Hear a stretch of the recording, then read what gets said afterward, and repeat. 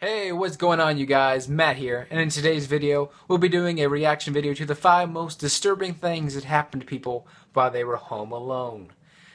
This could be a very creepy video, I don't know, I never watched it before, so we're going to turn down the lights just to make it a little bit more creepy.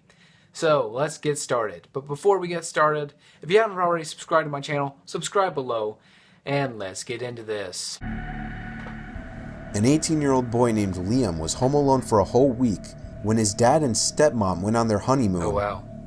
While playing video games in his brother's old bedroom, who had since moved out, he could hear a kind of scraping noise that seemed to be coming from outside.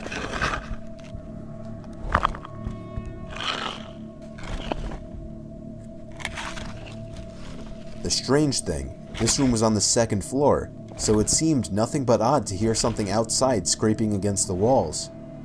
He tried to ignore it by turning the video game up louder, but the scraping sounds only became more That's apparent. never a good sign. He decided to finally look out the window, but it was too dark to really see anything.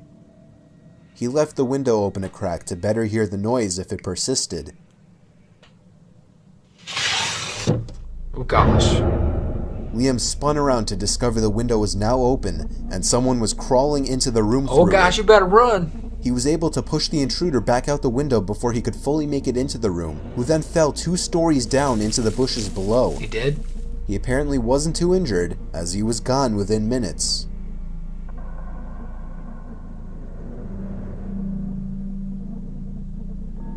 During a rainy night in Central Islip on Long Island, a teenager named Ian was home alone, so he invited his friend Carl over.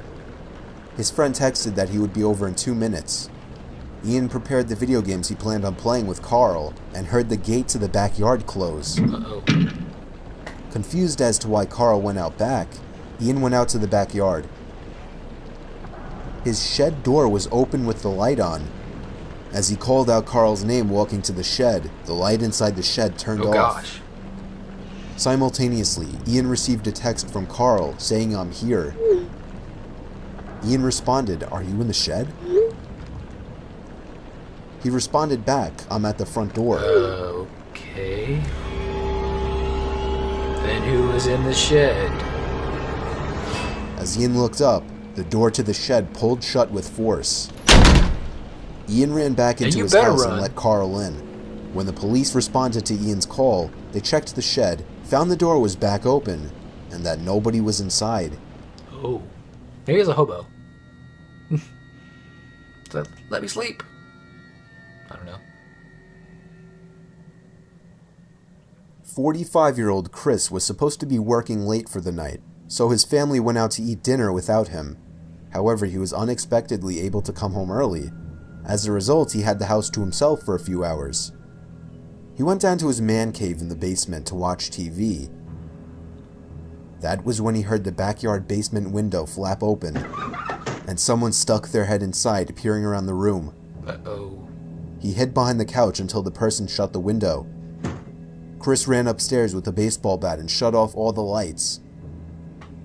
He waited in the kitchen, which was by the back door. Come on, boy. I got a baseball bat. Somebody suddenly reached their arm through the pet door in an attempt to unlock the door. Chris swung the baseball bat as hard as he could at the person's arm, causing them to scream and flee.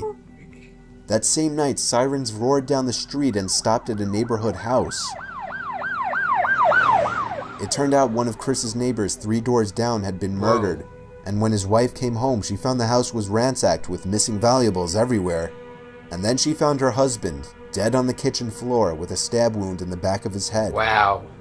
That's what gets me when you stay home alone. It's kind of creepy sometimes. You never know what's going to happen. A young girl named Anne was home alone one snowy Friday night. Her parents were out to dinner, and her sister was out with friends. She was taking a nap on her bed. She awoke to the thump. She was sure it came from her closet door, so she got up and bravely opened it. There didn't seem to be anyone inside, so she closed the closet and spun around. There she saw the head under the bed, the head of a man looking at her with an expressionless Dude, stare. get out of my bed! She fell to the floor screaming. That's when the closet doors behind her opened and someone grabbed her and pulled her in. What the crap? The man from under the bed emerged and approached her as she was being held down. The two of them carried her downstairs where they put tape over her mouth and tied her arms together. Wow. One checked to make sure the coast was clear before carrying her outside, where they planned to put her in their car's trunk. However, about halfway to their car, a large group of teenagers came riding down on their bikes and witnessed it all. Some of them were screaming for help, while some of them got off their bikes and started to slowly approach the two men. They knew they wouldn't get away with it now, so they dropped in, jumped into their car, and sped away. She was completely awake and conscious throughout all of this. Man. It's unknown why they didn't just tie her up while she was sleeping. The most realistic possibility is that they simply wanted to scare the girl. This may seem like a crazy, rare occurrence, and you may even call it fake.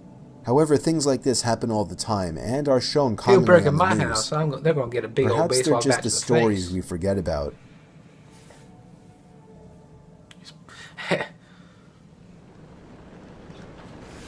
22-year-old Garber still lived with his parents. He was the youngest of 3, so his 2 siblings had already moved out and his parents were out 3 to 4 nights a week. This one particular stormy night, he was home alone in his room when he could swear he heard something hit his window. It wasn't insanely weird, as the weather was pretty bad and something may have just blown into his window. However, a second thud at the window sent his heart racing. He lifted his blind and could see somebody standing out there. Even through the damp windows and the pouring rain, he knew he did not recognize that person.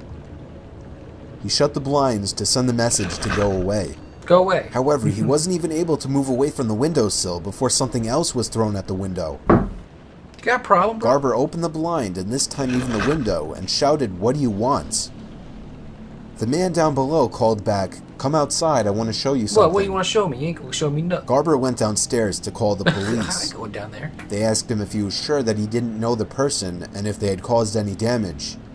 The 911 operator asked Garber to call back if the person continued to harass him or showed signs of wanting to break in. Garber hung up the phone. He wanted to see a better view from down in the kitchen, so he opened the kitchen blinds. Garber called the police right back and informed them that the man was standing at his kitchen window and to send somebody right away. Get out of my yard, man. The next time he looked back at the kitchen window, the man was gone. Wow. That was the last time Garber ever saw that man. That's kind of creepy. Wow, guys, that seemed, it was kind of creepy, you know, the thought of just being home alone and someone trying to get you, like a little boogeyman or something. Yeah, it's kind of creepy, I would say, yeah. But, you know, always carry around a gun or a baseball bat, because you never know when someone's going to break in your house. Well, guys, thank you for watching this video. If you haven't already subscribed, subscribe below, and I'll see you guys next time.